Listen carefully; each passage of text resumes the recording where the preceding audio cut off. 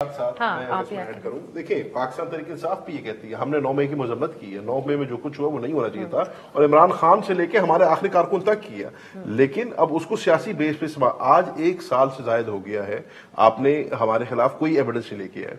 ज्यादा दूर नहीं जाते, आप मेरी बात कर लेना, मैं आज आपके सामने बैठा हूं, मेरे पे 32 से ज्यादा पर्चे हुए हैं 9 मई के। मैं 9 मई के वाकई में कहीं पे था ही नहीं, मैं आगा खान अस्पताल में अपनी वालदा का इलाज करा रहा था, लेकिन सरगोदा में मुझे डाला हुआ है, मियां वाली में मुझे डाला हुआ है, पिंडी में भी मुझे डाला हुआ है, लाहौर में भी, जिन हाउस में मुझे डाला हुआ है। तो वो वाली जो अतर भाई बात कर रहे हैं, it should not be used as a political tool.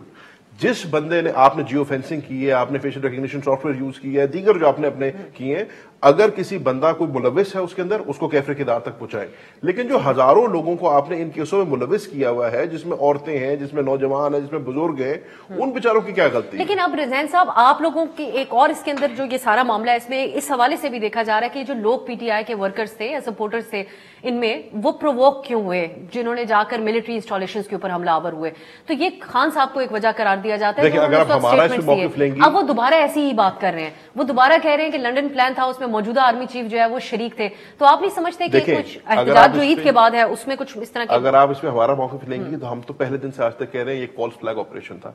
क्या पाकिस्तान तहरीक इंसाफ ने एहतजाज किया? बिल्कुल किया। खान साहब नहीं कह रहे। क्या आइन और कानून पाकिस्तान तहरीक इंसाफ को यह हक देता है कि एहतजाज करे? बिल्कुल है।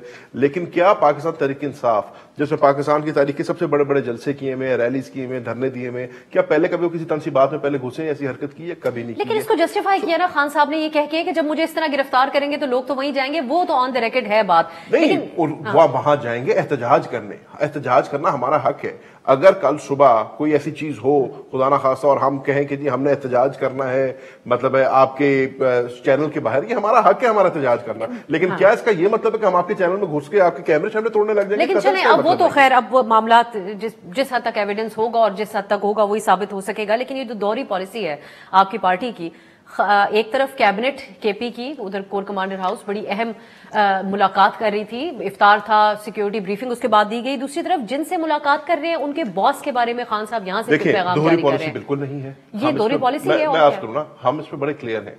हमारे पे एक रिस्पॉन्सिबिलिटी है हमारे वोटर की, जिसने हमें एक आग का दरिया अबूर करके वोट दिया, जूती के निशान पे, चिमटे के निशान पे, बैंगन के निशान पे हमें मुद्दे भर के कौमी असेंबली पहुंचाए। उनका अगर मैंडेट चुराया गया है तो हम उनके मैंडेट की बात करेंगे। हमें अगर बाहर सड़कों पर निकलना पड़ा, मेरी यार सुने, एक वो रिस्पॉन्सिबिलिटी है हमारे पे।